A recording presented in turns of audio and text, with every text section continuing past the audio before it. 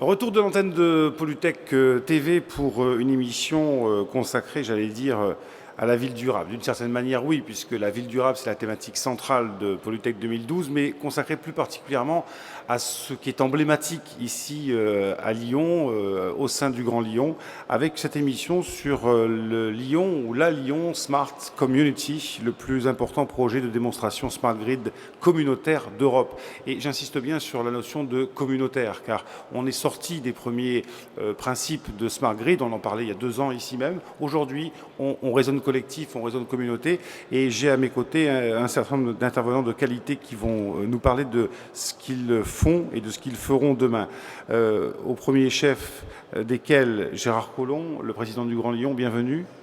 Je tenais à vous dire, et je vous l'ai dit en aparté tout à l'heure, que Lyon est une ville merveilleuse et qui fait des sauts aussi bien technologiques, culturels, sportifs aussi, et qui vraiment mérite d'être découverte par nous qui sommes étrangers à Lyon. Et quand on vient tous les 2 ans, on voit tous les progrès qui sont faits. Voilà pour ce compliment.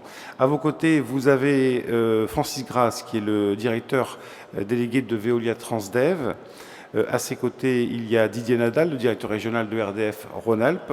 Face à lui, eh bien, il y a Éric Mazoyer, qui est directeur général délégué de Bouygues Immobilier. Juste à sa gauche se trouve Monsieur Philippe Delahaye, qui est PDG de Toshiba System France. Et puis un invité de marque, Monsieur Hideo Atto, qui est le président de NEDO. NEDO, c'est l'équivalent de l'ADEME au Japon. Alors, on parle de cette communauté intelligente de Lyon. Monsieur le maire, monsieur le sénateur, dites-moi un peu comment est né ce projet magnifique du quartier de la Confluence. Ce qu'on essaye de faire à Lyon. Ah, attendez, votre micro, le bleu, est-ce que ça marche? Attendez, il est éteint. Attendez, on va le rallumer, voilà. Non, ça va aller. Je vérifie juste qu'il est bien allumé, pardon. Voilà, on va le rallumer, voilà. Et maintenant, c'est bon, voilà. Voilà, c'est parfait. Ce projet de la confluence qui maintenant commence à prendre forme, en fait, il est né de l'ouverture au monde. Je disais tout à l'heure, l'invité d'honneur, c'est l'Argentine. Et donc, il y a une vingtaine d'années, j'étais allé voir Buenos Aires, qui à l'époque reconquérait son port. J'avais regardé un peu ce qu'il faisait, j'avais trouvé ça absolument extraordinaire. Et j'avais dit, si un jour je suis maire de Lyon, je vais m'en inspirer. Après, un de mes autres modèles, c'était Barcelone. J'avais vu également comment la ville évoluait. Et je me disais, quelque part, Barcelone, c'est exceptionnel ce qu'ils ont fait. Et Lyon pourrait s'en inspirer. Puis évidemment, un autre modèle, les docks de Londres, c'est aussi un très, très belle réalisation. Et donc, on essaye chaque fois, évidemment en l'adaptant à notre histoire, à notre culture, d'essayer de regarder ce qu'il y a de meilleur au monde. Et donc, on va regarder aux États-Unis, dans la Silicon Valley, et on va regarder au Japon, par exemple. Et on s'aperçoit qu'en matière d'énergie renouvelable, de systèmes intelligents, ce que fait le Japon est tout à fait remarquable. Et donc, nous avons pensé que le NEDO pouvait être un partenaire pour nous sur la confluence qui nous permette de franchir un pas en avant considérable et donc nous permettre de développer cette ville intelligente qui aujourd'hui est la ville que nous allons construire partout dans le monde, mais qui a besoin de démonstrateurs qui soient à l'échelle, on va dire, d'une ville humaine, avec une capacité de gestion un peu unifiée, parce qu'on parlait de quelques-uns de nos amis, peut-être avec des gestions moins unifiées que la ville de Lyon, et donc avec une capacité à la fois à essayer de porter une rupture technologique importante, de porter également, parce que c'est ce que Monsieur le Président du NEDO souligne toujours, il faut à la fois la rupture technologique, mais en même temps l'appropriation par les habitants. Et donc le fait, c'est ça la ville intelligente de demain, c'est que le consommateur devienne aussi consomme-acteur et donc devienne un élément de cette ville intelligente. Deux petites questions annexes. Pourquoi ce quartier, pour avoir choisi ce quartier de la Confluence? Et ensuite, vous parliez effectivement du citoyen qui devient acteur. Qu'est-ce qui va changer, une fois que le projet sera abouti, qu'est-ce qui va changer pour les habitants du Grand Lyon, de ce quartier, puis de ceux peut-être qui vont aussi bénéficier au fil des ans de ce développement? D'abord, pourquoi avoir choisi la Confluence? Parce que, vous voyez, pour un Lyonnais quand même, la Confluence entre le Rhône et la Saône, c'est mythique. C'est quand même ici que bat le cœur de Lyon. Et donc, vous êtes dans un paysage tout à fait fabuleux, avec cette belle rivière de la Saône, avec ce fleuve plus impétueux de l'autre côté, avec ces balmes qui, en été, dominent ce quartier, enfin un quartier formidable. Vous avez l'impression d'être à la fois dans le cœur de ville, mais en même temps déjà dans la campagne. Et donc, nous voulions profiter de ces atouts. C'est pour cela, par exemple, que nous avons construit ce quartier en faisant revenir par une place nautique la rivière au cœur du quartier. Puis après, dès le départ, nous l'avons pensé comme un beau projet d'architecture et nous avons fait venir les meilleurs architectes mondiaux pour construire avec nous ce quartier. Et puis, dès le départ, nous l'avons pensé comme un quartier de développement durable. Et à l'époque, l'Europe expérimentait un certain nombre de programmes et nous avons postulé au programme qui s'appelait Concerto. À l'époque, on disait haute qualité environnementale et donc les immeubles que nous avons réalisés sont déjà haute qualité environnementale. Mais aujourd'hui, c'est encore une nouvelle étape qu'il nous faut franchir. Et donc, notre pari, on a signé d'ailleurs une convention avec WWF, c'est de faire en sorte qu'après avoir construit ce quartier, et ça va être 500 000 mètres carrés nouveaux, eh bien on consomme autant ou moins d'énergie que lorsque nous avons commencé sa réalisation. Et évidemment, c'est un défi tout à fait formidable. Et donc, c'est avec les partenaires qui sont autour de la table que nous voulons réaliser ce défi. Et il faut à la fois, on va dire, l'ingénierie de la collectivité locale, mais en même temps l'ingénierie de tous les acteurs privés qui coopèrent dans ce beau projet. Et c'est ensemble que nous construisons l'avenir. À mon avis, il ne peut pas y avoir d'une part la puissance publique qui serait isolée, les entreprises qui seraient de leur côté. Non, c'est dans une interaction, une coopération entre tous les acteurs que se construit la ville. Et le gagnant, c'est bien sûr le citoyen. Alors vous le disiez, Monsieur Collomb, vous êtes allé chercher vos bonnes idées à Buenos Aires, vous parlez de Barcelone, vous parlez de Londres, vous parlez du Japon. Moi, je me tourne vers Hideo Atto, vous êtes le président de NEDO. Qu'est-ce qui vous a donné envie de venir à Lyon? Alors, il y a 2 ans, vous avez signé ici même des accords de coopération, mais qu'est-ce qui vous a donné envie de venir ici à Lyon pour initier, pour soutenir ce démonstrateur? Oui, je vous remercie beaucoup. Alors, avant d'aborder les raisons de la choix de la confluence, j'aimerais dire que juste un an après de la signature de protocole d'accord avec Monsieur le Président de Grand Lyon, c'est un accord de fond avancé notre projet de Lyon Smart Community à la confluence énormément formidable. Bon. Je suis très heureux de me retrouver ici en tant que partenaire de ce projet symbolique dans le cadre de la coopération entre le Japon et la France et aussi dans la perspective emblématique internationale d'autre part. Bon. Pourquoi nous avons choisi ou nous avons décidé à travailler avec le Grand Lyon? C'est parce que, premièrement, l'opération de Lyon Confiance est l'un des grands chantiers urbains menés en Europe. Et deuxièmement, c'est parce que vous inventez la ville durable, environnementale, exemplaire avec la qualité architecturale et les technologies de pointe. Mais aussi, c'est parce que vous avez des gènes de novateurs et une dynamique d'innovation. Innovation, c'est par exemple dans votre histoire, de l'industrie de la soie et du textile à l'industrie de la chimie minérale, dans l'enjeu économique et environnemental, de la cinématographique à la filière jeux vidéo dans l'enjeu informatique et numérique. Vous savez habilement innover et envisager votre avenir. Ainsi, le Grand Lyon, me semble-t-il, offre un environnement très favorable pour que les créativités, soit individuelles, soit collectives, puissent se transformer en projets réels et concrets. Je suis convaincu donc que le dynamisme cultivé sur le terrain lyonnais depuis longtemps devrait continuer à favoriser l'innovation infinie.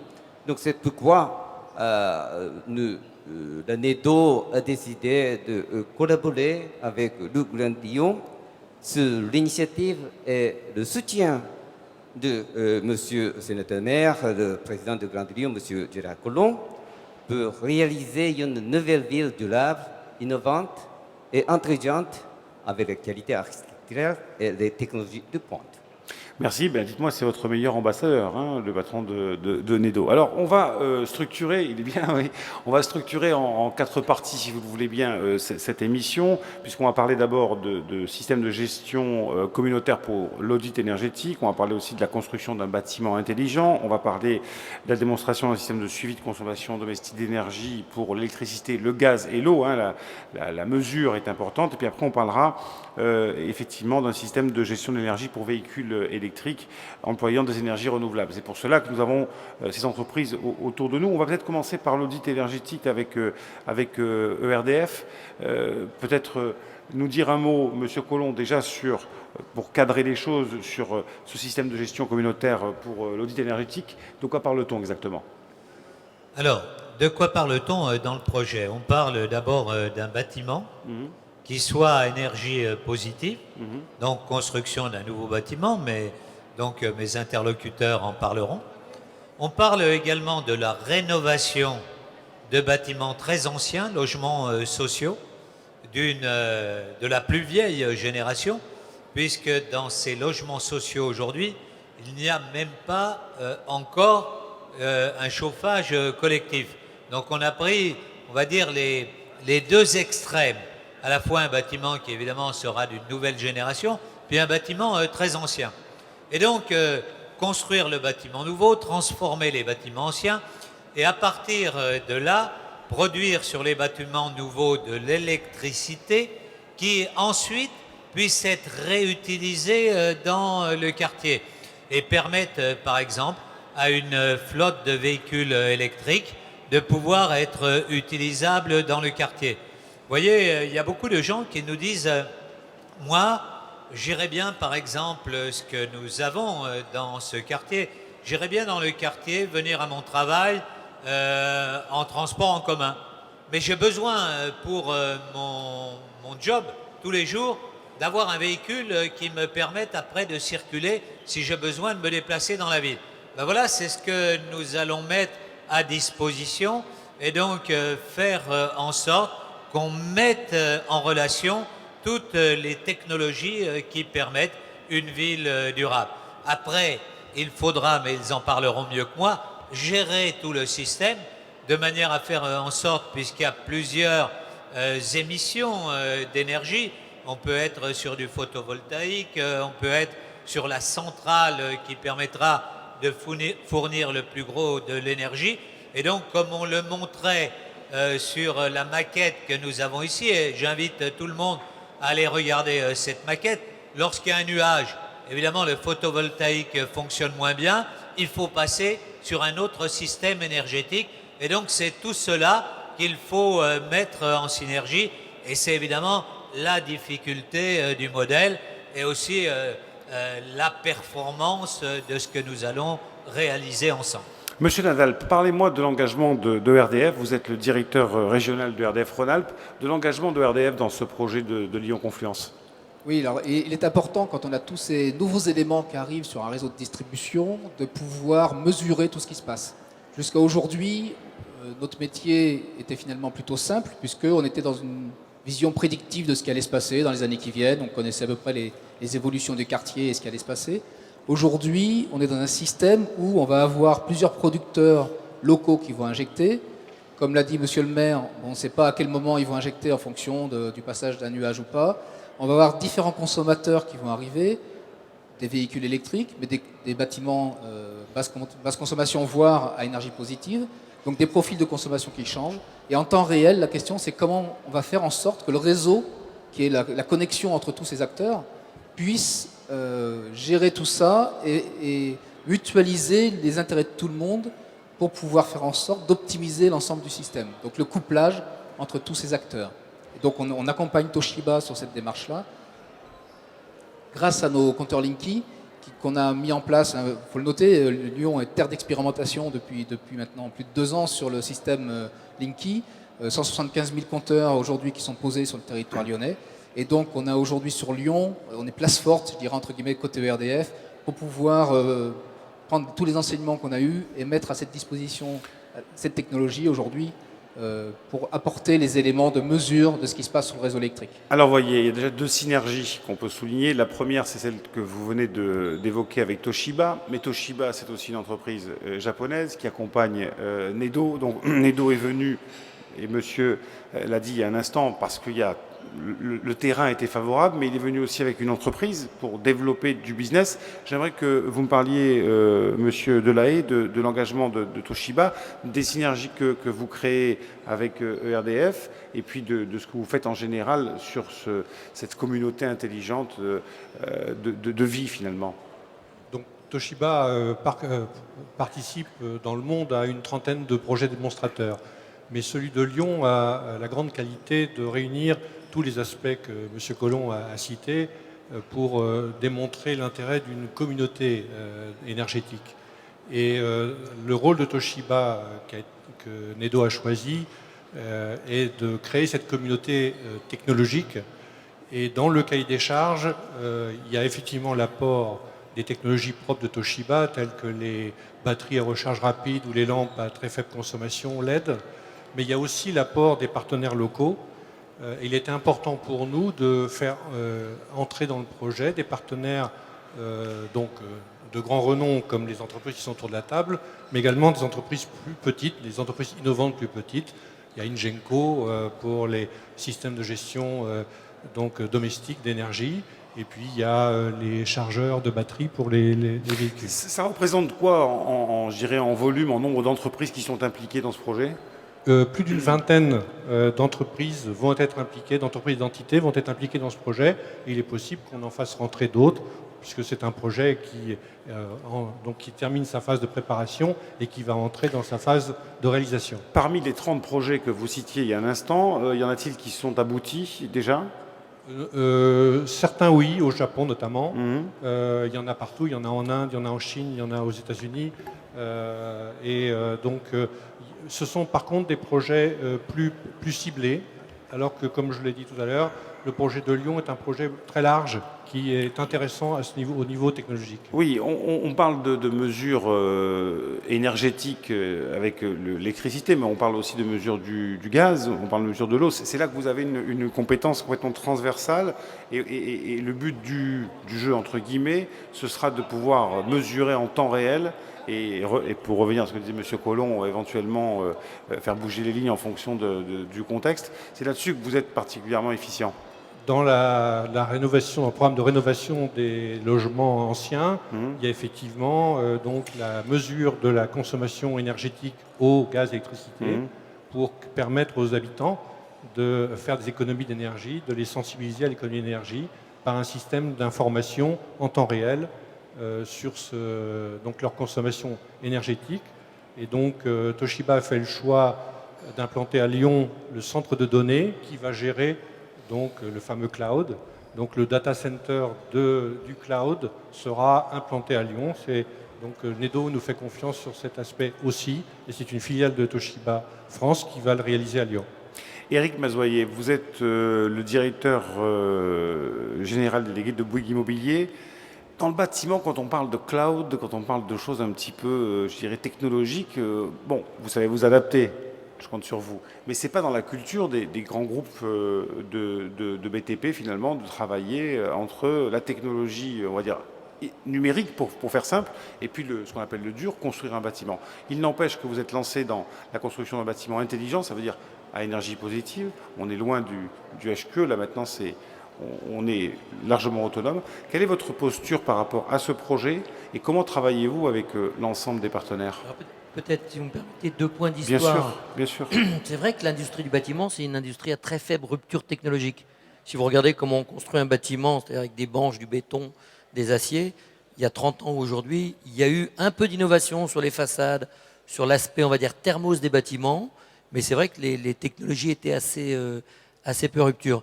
Et l'arrivée du numérique et de ces nouvelles technologies, évidemment, ça a une contrainte, c'est que ça rend nos bâtiments obsolètes plus rapidement, hein, et donc ça nécessite d'être capable, dans notre métier de promoteur, de faire de l'intégration technologique du soft et des nouvelles technologies dans du dur qui est du béton. Alors on a une chance, nous, c'est que le groupe Bouygues, c'est un conglomérat, on va dire, technologique, puisqu'il y a de la télé, il y a du téléphone, il y a des routes, il y a de la construction, il y a de l'immobilier, il y a du transport, des centrales nucléaires avec Alstom. C'est peut-être justement cette culture de convergence intermétier qui nous a amené à lancer les premiers immeubles à énergie positive. Alors, le premier, il est moins performant que ne le sera celui de Lyon, mais il a une qualité, c'est qu'il fonctionne depuis 1 an et demi. Et la grande surprise, qui est une surprise intéressante, c'est qu'au bout d'1 an et demi, ça marche.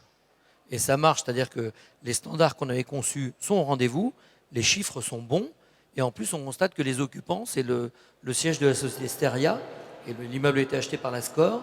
On s'aperçoit qu'il n'y a pas de réduction ni du niveau de confort pour les occupants, mais par contre, comme le disait monsieur le sénateur maire, il y a un gigantesque projet d'entreprise de la société Steria pour faire en sorte que l'ensemble des collaborateurs de Steria deviennent comme vous disiez, les consommateurs et conscience avec un système de reporting individuel de leur propre action et de leur propre engagement sur la consommation Alors, du quelle bâtiment. est la part de la pédagogie, justement? Parce que là, vous bénéficiez dans ce bâtiment des technologies de Toshiba. Quelle est la part de pédagogie pour que les gens comprennent bien de quoi on parle? Parce qu'eux, ils vivent au quotidien, ils appuient sur des boutons, ils ouvrent des portes, comme on fait tous. Comment faire rentrer, par la pédagogie, cette nouvelle façon de vivre, cette nouvelle façon de consommer?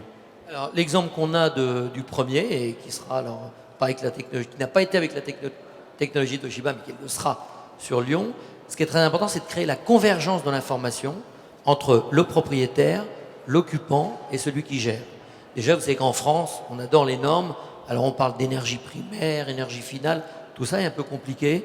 Déjà, si on est capable, par un système d'information embarqué, de donner une information simple, individuelle et responsable à l'utilisateur. Donc ça veut dire, c'est déjà pardonnez-moi de énorme. vous couper, ça veut dire que concrètement, j'habite, je suis soit, parce que c'est usage mixte, hein, c'est bureau Enfin, dans le cas de Lyon, ce sera usage mixte. usage mixte, bureau et appartement, enfin Oui. logement domestique ou commerce, effectivement. Donc ça veut dire que concrètement, je sors de chez moi, j'ai un petit compteur à LED, enfin je sais pas, peu importe, et je vois ma consommation, je peux savoir, à terme je parle, je peux savoir si je consomme plus, si je consomme moins, si j'ai... Voilà, c'est ça, hein, Bien sûr, non, mais ça veut dire que vous aurez, que vous soyez en bureau, en logement ou dans les commerces, vous aurez, grâce aux technologies de Toshiba, dans le cas de Lyon, un système qu'on appelle un HEMS, un Home Energy Management System. Vous aurez la possibilité de comprendre quelle est votre action, combien vous consommez, est-ce que vous consommez plus ou moins en moyenne que votre voisin, est-ce que vous êtes dans la bonne norme, est-ce que vous êtes dans l'excès, est-ce que vous devez réduire, et on pourra même vous envoyer des informations et même vous dicter un certain nombre de propositions vous permettant de modifier votre comportement si on sent qu'il y a une dérive de consommation énergétique. Alors on parlera à la fin de cette émission, oui, je vous en prie, prenez la parole dès que vous le souhaitez. Permettez-moi bien sûr. d'ajouter quelques mots sur, comment dirais-je, comment on peut sentir de l'utilisation de l'énergie en termes de l'efficacité. Bon. Alors, le projet de NEDO, le projet de Lyon Smart Community, il comprend 4 grands volets. On commence par un bâtiment à énergie positive, mais on comprend l'autre volet, c'est le système d'aide au suivi énergétique des foyers. À partir des données de comptoir, comme l'affichage sur tablette, etc., la consommation d'énergie en cœur sera saisie de la comparaison avec les périodes antérieures, par exemple, comme alerte en cas de consommation élevée, afin de recommander aux foyers d'économiser l'énergie, bon, par exemple. Donc, ça c'est, comment dirais-je, de technologie soutient la vie quotidienne pour assurer l'efficacité énergétique. Alors ça c'est pour effectivement l'énergie, la consommation pour les citoyens. Il y a aussi, et M. Collomb disait tout à l'heure, le transport. Le transport c'est très important parce que dans n'importe quelle ville aujourd'hui, on a besoin eh bien, d'avoir le maximum de transport et si possible collectif. Et puis bon, bah, sur ces transports, si on les multiplie avec de l'énergie fossile, ça n'ira pas. Donc il faut travailler maintenant pareil sur l'énergie renouvelable, les énergies renouvelables, la mesure, la compréhension, la mise à disposition. Enfin, c'est tout ça l'enjeu des transports de demain, c'est des transports intelligents. Alors aujourd'hui, le transport intelligent, c'est quand on voit que son bus arrive dans 2 minutes, mais c'est déjà un transport intelligent. Qu'est-ce que vous nous promettez pour le futur, vous, Veolia de Transdev? Écoutez, d'abord, nous sommes très heureux d'avoir été choisis par le Grand Lyon, par le NEDO et Toshiba pour participer à ce projet qui nous paraît tout à fait exemplaire. Alors, qu'est-ce qu'on apporte aujourd'hui? Notre métier, c'est la mobilité. J'ai tendance à dire qu'il y a quelques années, c'était les transports, c'est devenu la mobilité. Parce qu'au fond, aujourd'hui, notamment dans les grandes villes, les transports intelligents, c'est d'abord d'être capable de combiner les modes. Et on sait qu'historiquement, dans de nombreuses villes, la voiture était dominante. C'est-à-dire la voiture était le mode le plus simple, le plus commode, le symbole de liberté, tout le monde connaît ça. Mais avec les phénomènes d'engorgement, bien avant les phénomènes aujourd'hui de développement durable, de pollution ou autre, la voiture n'était pas la solution long terme. Or, quand on interroge les gens dans beaucoup de villes, ils disent tous être capables de laisser leur voiture, mais à une condition, c'est d'avoir une offre de transport qui soit suffisante en qualité, en offre. Alors, il se trouve qu'à Lyon, je crois que c'est bien connu, enfin, le réseau du Grand Lyon est sans doute le plus performant en France en matière d'offres, en matière à la fois l'offre, il y a sa densité. 4 lignes de métro, il y a 100 lignes de bus, 4 lignes de métro, 5 tramways, c'est ça? 4 lignes de tramway, lignes de bus que vous avez modernisé récemment avec Atobus, les connexions avec le train. Et au fond, quand on regarde les chiffres sur le Grand Lyon, on voit bien qu'aujourd'hui, dans les enquêtes qui sont connues, environ 80% sur la zone centrale utilisent les transports en commun, dont 34% tous les jours. Ça veut dire que beaucoup de gens les utilisent aussi de manière occasionnelle. Mais ça veut bien dire que des gens qui ont par ailleurs une voiture peuvent prendre les transports en commun à un moment donné parce que l'offre est de qualité en termes de densité de réseau, mais aussi de fréquence et de qualité de temps de trajet ou de régularité, ce qui est apporté notamment par métro ou tramway qui sont des sites propres. Mais ce qu'on constate, nous, c'est que les gens qui ont une voiture, pour passer à la phase où je peux me passer de ma voiture, c'est encore une autre étape. Et ça nous paraît possible justement dans des réseaux à la fois de la taille et de la qualité du réseau du Grand Lyon. Donc, nous pensons qu'effectivement, ce projet de la confluence en matière d'autopartage est intéressant. Alors, nous sommes rentrés il y a maintenant quelques années dans les sujets d'autopartage. Alors, on pourrait dire, qu'est-ce que vous faites là? Mais justement, c'est un des compléments des systèmes de transport public, parce que la mobilité, ça commence par la marche à pied d'abord. Et puis après, c'est est-ce qu'on peut se passer de sa voiture? Oui, si on a un réseau de transport public, mais comme vous le disiez tout à l'heure, monsieur le maire, c'est de temps en temps, on a besoin aussi pour telle ou telle utilisation, loisir, achat, ou de temps en temps, on a quand même aussi besoin d'une voiture. Donc, est-ce qu'il y a une possibilité d'offrir une voiture qui est à disposition des habitants d'un quartier ou des salariés d'entreprises qui sont dans ce quartier? Et là, on est dans un cas qui nous paraît extrêmement favorable à cause du réseau de transport public de qualité et à la dimension d'un quartier, et c'est ça qui est intéressant, c'est de pouvoir avoir une utilisation des voitures qui soit complémentaire entre l'usage privé ou l'usage d'entreprise. Et ce qui nous paraît une donnée tout à fait intéressante et que nous expérimentons déjà dans d'autres villes. Vous me permettez un petit complément avec les élus, ce que monsieur indique, c'est une importance capitale. Le cycle de l'aménagement, c'est un cycle entre 10 et 15 ans. Hein. Ce qu'on appelle la mutualisation du stationnement, créer des parkings au sous-sol, ça coûte extrêmement cher. Et aujourd'hui, dans une opération d'aménagement, imaginez ce que sera la place de la voiture électrique dans 10 ans. ce que sera le besoin de mutualisation des places de stationnement, c'est-à-dire de réduction, autant d'argent qu'on pourra consacrer à ne pas mettre dans des infrastructures, mais à le mettre à l'extérieur dans de l'architecture ou des technologies, c'est un enjeu vraiment fondamental de l'aménagement de demain. Et c'est vraiment fondamental pour nous. Et c'est un des sujets de réflexion qu'on a sur la multipropriété de la voiture électrique, qui est vraiment l'outil demain de l'aménagement et notamment de la modification des PLU pour les villes. Ça, c'est vraiment un enjeu très très important. Moi, je rajouterais un mot sur ce problème. Vous voyez, aujourd'hui, évidemment, on parle du quartier de la Confluence, mais on essaye de le replacer dans une vision globale. Pas simplement d'ailleurs de l'agglomération de Lyon. Vous savez qu'ensemble, on a construit un pôle métropolitain. C'est-à-dire, on regarde comment aujourd'hui nos concitoyens vivent.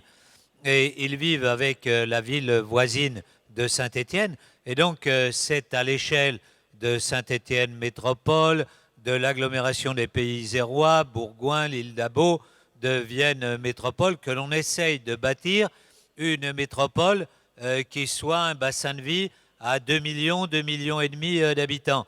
Donc, évidemment, tout ceci se replace à cette échelle. Et donc, nous, on développe la multimodalité, l'intermodalité. On sait, par exemple, que les gens, ils ne vont pas avoir tous un transport en commun devant chez eux. Donc, ce qu'on va organiser, c'est qu'ils puissent éventuellement prendre leur voiture, aller jusqu'au prochain parking relais, et à partir de là, où ils sauront, avec notre système Optimode, quel est effectivement le bon parking relais, quel est le temps, le trajet le plus court en fonction de la circulation, combien il y a de places de parking libres, combien à l'arrivée il y a de vélos à leur disposition. Donc c'est tout cela que l'on essaye de penser et c'est ça la ville intelligente. Alors cette ville intelligente qu'on a sur je dirais la dimension d'un écoquartier, hein, la Confluence, que vous appelez de vos voeux pour effectivement une métropole urbaine beaucoup plus large. Pour vous, opérateurs, j'aimerais que vous me répondiez tous les quatre, vous fonctionnez sur des modèles de démonstration, enfin qui sont quand même déjà des choses très concrètes. Comment vous envisagez de travailler sur l'existant? Parce que ce qu'on fait à la Confluence, on ne peut peut-être pas le faire dans un autre quartier de Lyon. Ça sera peut-être à Croix-Rousse, ce sera peut-être plus difficile, mais il faudra année après année, j'aimerais qu'on se projette un petit peu, année après année, je dirais gagner du terrain pour développer. Alors comment, peut-être monsieur le maire, mais aussi comment vous, opérateurs, vous voyez la suite pour aller sur des terrains qui sont déjà très, très denses, très, très occupés? On est déjà en train de le faire parce que on travaille sur la Confluence, mais on est en train de travailler sur un deuxième quartier qui est évidemment encore plus important que le premier, c'est le quartier de la Pardieu, autour de la gare. Et donc là, on va penser l'intermodalité, mais cette fois-ci à l'échelon européen. C'est-à-dire, j'ai mes réseaux de TGV qui arrivent, comment je gère mes réseaux de TGV, les systèmes de tramway qui arrivent de l'aéroport, avec mon système métropolitain. J'ai un quartier qui commence à dater, qui date des années 70, avec des tours qui correspondaient à cette époque-là, que nous voulons rénover. Certaines vont être détruites pour être repensées, reconstruites. D'autres vont être réhabilitées. Et on essaye de penser tout ça comme une ville intelligente. Vous voyez, dans le quartier de la Pardieu, on pense que l'on va construire dans les prochaines années à nouveau 1 million de mètres carrés de bureaux, de logements, de commerce dans un quartier qui est déjà construit. À la Confluence, si je puis dire, le problème, j'allais dire, était simple. Non, il n'était pas simple, mais on avait une friche industrielle qu'il fallait dépolluer, mais au moins on partait, on va dire, de quelque chose où on avait table rase. Tandis que là, c'est dans un quartier déjà construit, avec des habitants qui habitent d'ores et déjà, avec des gens qui vivent dans les bureaux, qu'il va falloir repenser la ville. Ça, c'est encore un nouveau challenge. Et donc, évidemment, après, ça se pense au niveau de l'agglomération. Allez, en 1 minute chacun, comment vous repensez la ville, les uns et les autres, là? L'apport technologique, donc les nouvelles technologies, notamment les connexions des objets intelligents entre eux, va baisser le coût d'équipement des logements déjà construits. Donc effectivement, il y a les projets des bâtiments neufs, mais il y a aussi la réhabilitation des bâtiments anciens. Et là, l'apport technologique avec les objets connectés au fameux cloud et gérés à distance de façon intelligente va permettre d'équiper les logements existants à des coûts moindres que ceux qu'on a connus jusqu'ici. Pour Bouygues Immobilier. Puis je reviendrai Non, vers on vous, a, monsieur. on a 3 points. Attends. Le premier point, c'est l'investissement dans l'efficacité énergétique du parc. On voit que c'est au cœur de la conférence environnementale. Le deuxième point, c'est que bien souvent, on voit que l'investissement dans l'ancien, même sur le plan thermique, le capex qu'on y met, le retour, n'est pas suffisant. Donc on peut imaginer aussi que la ville de demain, c'est la densification. Alors je sais que c'est un terme qu'il faut prendre avec précaution, mais souvent, il est plus intelligent de démolir les anciens immeubles et les reconstruire avec une prime de densité pour en faire des immeubles extrêmement performants. Et le troisième point, c'est qu'on ne sait pas bien stocker de l'énergie. Et finalement, un TEPOS, ça n'est pas une réserve d'Indiens. On peut imaginer qu'il y a des moments où, quand le territoire énergie positive produit plus qu'il ne consomme, le plus intelligent, c'est d'aller déverser son énergie immédiatement dans le voisinage d'à côté. Donc dans l'ancien, qui peut bénéficier d'un tarif intelligent et intéressant. Je pense que ça intéresse le RDF, puisque ça lui évite de lui remettre de l'énergie sur son réseau au moment du pic, et en même temps, ça fait baisser la demande, et donc je pense que tout le monde est gagnant. Alors tout ça, ça passe par une condition, c'est la parité énergétique. Il faut qu'on soit capable de produire à un coût équivalent au coût auquel le provider peut nous vendre de l'énergie. Et on s'en approche dans les Monsieur années qui viennent. Nadal, notamment sur les aspects de stockage, que je le disais à l'émission précédente, le stockage, c'est, je dirais, le nerf de la guerre. Quand on saura bien stocker, ce sera beaucoup plus simple. J'ai regardé avec attention, là, je suis arrivé à la fin, mais c'est vrai qu'il y avait des idées intéressantes. Et je pense qu'un moyen de mutualisation justement entre la production et la consommation, c'est le réseau. C'est-à-dire, à un moment donné, s'il y a trop de consommation à un endroit, ben on peut l'évacuer pour aller à un autre endroit et faire participer de l'électricité ENR, enfin énergie renouvelable, produite, imaginons au quartier Confluence, en effet, d'aller alimenter de l'autre côté de Perrache sur des quartiers qui sont moins dans une dynamique aujourd'hui, mais qui vont le devenir, à mon avis, dans les 50 ans qui viennent. Parce qu'aujourd'hui, on s'attaque au plus facile, mais demain, de toute façon, on aura tout l'existant qui va se transformer aussi, je le pense, avec des systèmes de production ENR qui vont se multiplier dès que les seuils de rentabilité vont arriver. Et je suis convaincu que les anciens quartiers ne seront pas à l'écart des nouveaux quartiers dans cette dimension-là. Et la ville de Lyon est une ville extraordinairement dynamique sur toutes ces nouvelles technologies.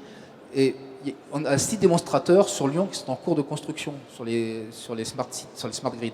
Et il y en a un qui est emblématique, c'est celui de la Pardieu, qui est le projet Transform, dans un consortium européen, qui permet de se poser la question, justement dans un quartier existant, avec de fortes volontés de rénovation, mais qui va aller à un rythme très progressif, c'est de se dire quel va être le dimensionnement des réseaux, pas uniquement électriques d'ailleurs, mais de l'ensemble des réseaux énergétiques, à l'horizon 2020-2050, pour minimiser les impacts en termes aussi d'investissement, parce qu'il ne faut pas que tout ce qui se produit là nécessite des investissements publics trop lourds sur les réseaux pour pouvoir satisfaire à toutes les possibilités qu'on a du mal à imaginer aujourd'hui. Avant de revenir vers vous, monsieur Atto, je voudrais juste rapidement poser un défi à Veolia. Est-ce qu'on peut imaginer que la ville de demain, c'est la place Bellecour un samedi après-midi avec quasiment plus de voitures parce que les gens ont trouvé des parkings, parce que les gens sont venus en métro, parce que voilà, et qu'on sorte un peu de ces embouteillages monstres qu'on connaît à Lyon, mais à Paris et dans d'autres grandes villes de France, bien sûr. Moins à Lyon qu'à Paris. Moins à Lyon qu'à Paris. Oui, Pour des raisons différentes. Faut pas comparer. C'est ça la ville de demain ? Vous savez, je crois qu'on peut tous rêver, mais on peut dire que la ville de demain, la mobilité intelligente, elle ne se décrète pas. Et effectivement, derrière tout ça, on met beaucoup de technologie, mais il ne faut pas oublier que l'enjeu, c'est de pousser vers des changements de comportement des habitants, des salariés. Et donc, derrière ça, il y a un enjeu important pour ce changement de comportement, c'est la simplicité. Il faut que ça soit facile d'accès, simple. Et on rejoint évidemment le sujet de l'information, parce qu'il faut combiner tous ces modes. Il n'y a pas un seul mode qui répond tout seul à la question. Donc, le vrai défi, c'est de conduire les gens à changer leur mode de vie et leur mode de se déplacer. De manière simple. Monsieur Atto. Alors, ce qui est important pour de notre projet de Lyon Smart Community, c'est l'intégration énergétique, y compris le stockage, bien sûr. Alors, nous avons un grand volet, disons, une visualisation et l'analyse sur le système de gestion de la communauté. C'est un système qui se tient de l'utilisation de l'énergie sur l'ensemble de la communauté. C'est parce que par exemple, si on revient sur le développement des technologies de l'information et de la communication au cours des 20 dernières années, il est vrai que les avancées dans la mise en réseau et les capacités de stockage ont permis le développement d'une innovation infinie. Si nous nous tournons vers le secteur de l'énergie, les réseaux intelligents avec les technologies des batteries et de l'information de la communication nous donnent une nouvelle infrastructure qui ouvre la voie à de nouvelles activités innovantes. À cet égard, dans notre projet à la Confluence, nous sommes en train de travailler pour établir un système de gestion de la communauté. Dans le même temps, ce système, en ce qui concerne la gestion de l'utilisation de l'énergie, et cela renforcer des relations à l'intérieur de la communauté pour améliorer l'utilisation efficace de l'énergie d'une part, mais aussi pour assurer la vigueur des activités quotidiennes d'autre part. Donc, sur la base de nos expériences, notamment celle du 11 mars 16e de l'année dernière, la production et la consommation d'énergie dans une même zone pourrait entretenir une relation efficace et proche pour la communauté. Donc, un tel système local est un système énergétique plus autosuffisant. Un tel modèle local est devenu beaucoup plus réaliste grâce au nouveau développement dans les technologies informatiques et celles de batterie. Ça, c'est notre importance pour l'intégration énergétique dans notre projet à la Confluence. Alors, Monsieur Atto rappelait effectivement l'importance de la démarche communautaire. Je voudrais qu'on parle d'argent et de gouvernance pour terminer cette émission. Monsieur Collomb, les financements de cette opération sont quand même très originaux. Enfin, je dirais que c'est quand même mettre autour de la table des entreprises, avoir une organisation nippone qui vient en appui. C'est la première fois peut-être, je ne sais pas, mais en tout cas, il y a un mode de financement qui est particulièrement lui aussi innovant. C'est notre mode de gestion à Lyon. Depuis que je préside aux destinées de cette agglomération, c'est notre mode de fonctionnement. Vous voyez, on sait aujourd'hui, encore mieux ces derniers temps, que l'argent public est rare. Et donc, si vous voulez que cet argent public ait un effet de levier, il faut être dans des coopérations entre le secteur public et le secteur privé. Nous, si cette agglomération s'est développée autant qu'elle l'a fait depuis une dizaine d'années, c'est parce que chaque fois que nous mettons 1 euro d'argent public, nous essayons de faire qu'il y ait à peu près 6, 7 euros d'argent privé qui viennent s'investir. Et donc, à partir de là, comme on met à peu près 2 milliards d'euros d'argent public dans l'agglomération par an, vous voyez quel est l'effet de levier. Et c'est pour cela qu'on est en train de développer dans l'agglomération lyonnaise un quartier comme la Confluence, mais la Pardieu, un quartier comme le Carré de Soie à Vaux-en-Velin, bref, que toute l'agglomération est en train de se développer. Si on disait chaque fois on veut faire tout public, nous, eh ben, ça serait une petite agglomération rabougrie, et c'est ce qui nous permet d'aller de l'avant. Alors à partir de là, il faut quand même qu'il y ait une responsabilité. Et la responsabilité, pour moi, c'est toujours la collectivité publique. Je me souviens d'avoir vu le maire de New York, le précédent, Monsieur Giuliani, qui avait inscrit sur son bureau, il avait mis « I am responsible ». Eh bien, il faut que chaque fois qu'il y ait un responsable, et quand même le responsable, ben, c'est celui qui est élu par les habitants. Tout à fait. Alors, sur les financements, à la gouvernance, on en dira encore un mot avant de terminer. Je voudrais avoir le point de vue de Nedo sur le financement, justement, parce que là, on est vraiment, encore une fois, dans une démarche très originale. Qu'est-ce qui vous a poussé à venir? On l'a compris. Maintenant, qu'est-ce qui vous a poussé à investir et comment ce montage financier a pu exister? Voilà, Nedo, c'est, comment dirais-je, préparer 50 millions d'euros pour 5 ans de démonstration ici à la Confluence. Mais le fonctionnement de la NEDO n'est pas seulement le financement. C'est une agence chargée de la coordination du côté des entreprises japonaises comme Toshiba, etc., avec les partenaires français ici, et tout ensemble, pour pouvoir mieux de contacter sur le terrain. Donc, ce n'est pas le problème de financement. Mais le financement, c'est un starter. Après, il faut effectivement que tout ça permette des retours sur investissement. J'imagine, messieurs, que vous êtes tous dans la même logique. Alors, une question sur la gouvernance. On sait que quand il y a des projets menés par la puissance publique, on fait appel au privé dans des partenariats publics-privés ou dans des appels d'offres des marchés publics classiques. Puis une fois que l'opérateur a fini, il dit, moi j'ai livré mon bâtiment, j'ai livré mon réseau de transport, j'exploite, mais je ne fais pas plus. Alors, est-ce que vous êtes dans des logiques, justement, de développer plus de partenariats, d'être plus présent une fois que la chose a été construite? 2 exemples depuis 2 ans. Nos immeubles à énergie positive s'accompagnent de contrats de performance énergétique garantis sur la durée du bail. Jamais un promoteur ne faisait ça il y a 2 ans. Il y a 2 ans, on livrait nos bâtiments, ciao, on ne nous voyait plus. On nous voyait un peu s'il y avait des problèmes d'assurance. Aujourd'hui, on garantit l'efficacité énergétique sur la durée du bail. Et on a monté une société avec nos amis d'Alstom qui s'appelle MBX, qui sera une société qui, avec les élus, restera à terme dans le pilotage énergétique, donc dans la gestion du pilotage énergétique urbain sur le long terme. Qui sont des nouveaux métiers, puisque aujourd'hui, ces métiers-là, gérer en énergie un quartier, évidemment, ERDF et EDF le faisaient à l'échelle nationale avec un réseau centralisé. Maintenant, il va falloir apprendre à gérer des réseaux décentralisés. Donc, ça nécessitera d'avoir des opérateurs locaux qui sont capables d'équilibrer ces quartiers. Monsieur Delahaye, cette culture de l'accompagnement, vous l'avez? Oui, puisque le groupe a créé cette année une division Cloud and Solutions, donc qui gère, est là pour opérer le système, donc à la fois la mise en place du data center, des solutions et la maintenance des solutions qui vont avec. Donc c'est devenu un axe stratégique de Toshiba et la France, à ce titre, est un des pays les plus en avance au sein du groupe pour cette opération de Cloud and Solutions. Monsieur Grasse. Vous savez, dans les transports publics, c'est vital de travailler avec les collectivités locales, parce que les transports publics sont l'exemple type des partenariats publics-privés, parce que c'est les collectivités qui organisent les transports publics, et c'est des prestataires comme nous-mêmes ou nos confrères qui les réalisent, mais qui doivent non seulement réaliser au jour le jour, mais aussi anticiper et apporter à la collectivité à la fois des idées, des savoir-faire, et faire en sorte que ça ne soit jamais figé et qu'on anticipe toujours.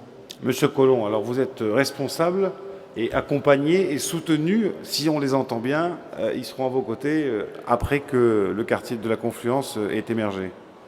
Vous savez, je crois qu'il faut savoir tisser des relations de confiance sur le long terme. Ça, c'est une caractéristique que moi j'ai appris au Japon. Au Japon, c'est pas facile d'obtenir la confiance.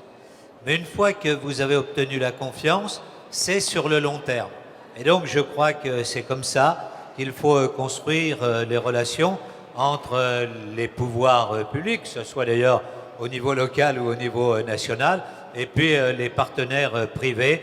La confiance, c'est quelque chose qui se construit dans le temps, mais ensuite, ça permet aux choses de fonctionner. Et si vous me permettrez, je donnerai la parole à votre invité, puisque c'est à lui que vient le droit, ou du moins le privilège de conclure en tout cas. Non. En tout cas, je suis très heureux de me trouver ici en tant que partenaire de Grand Lyon. Et la NEDO ambition de faire de Lyon Confluence le quartier exemplaire en matière d'efficience énergétique d'une part, et aussi le modèle exemplaire international d'autre part. Cela se fera par les technologies de pointe, mais cela se fera aussi par la participation active des habitants de la Confluence et plus généralement par la collaboration des habitants du Grand Lyon avec des partenariats japonais et français. Donc permettez-moi donc de conclure mon intervention en vous remerciant par avance pour la collaboration de chacune et chacun d'entre vous devant de Politique TV et pour le soutien du projet de Lyon Smart Community. Merci beaucoup. Lyon Smart Community, le plus important démonstrateur Smart Grid d'Europe. Voilà, je pense qu'on a fait le tour de la question. Bravo messieurs, bon travail parce qu'il reste encore des choses à faire. Et puis il y a aussi des visites qui sont organisées autour de ce projet.